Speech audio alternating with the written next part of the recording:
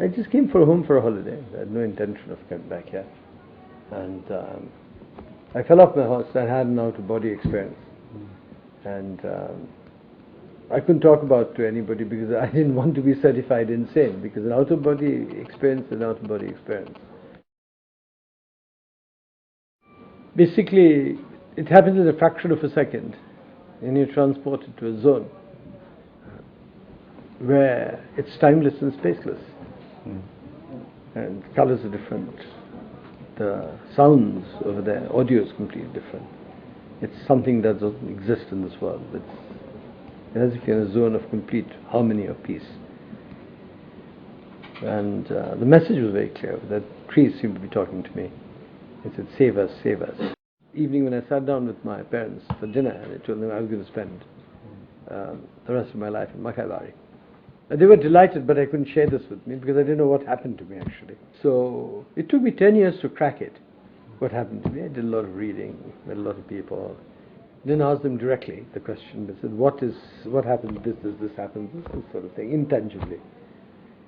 And slowly it filtered through that I had an out-of-body experience. So the voyage began. And then, of course, the journey of empowering the people with... but the first thing I told my dad was, because I had this communion with the trees, he was busy felling certain new areas and planting out tea. I said, either me or the trees, new plantation, take your pick. So, of course, the tree felling stopped overnight. So that twice the tea area is the forest. So we have only 550 acres of tea and 1,100 acres of forest. I upgraded them, etc. Then the journey began. And then I realized that he was using a bit of fertilizer then.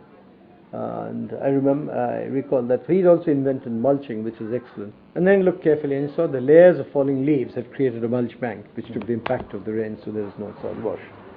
So his trick was how to convert it. And he invented the mulch bank. This was in 1945, 46, before I was born. He experienced this. So from that thing of being a marauding hunter, he turned himself into a farmer. It's just a fraction of this again. It's very mystical, very mysterious. You created, by mulching, you created hospitable conditions for soil microorganisms to flourish. Whereas one application of fertilizer, you're killing billions of them. You don't think of anything else. So I trapped him, and there was a small patch of tea within the woods, which nobody ever visited because it was only 5 acres in the middle of hundreds of acres.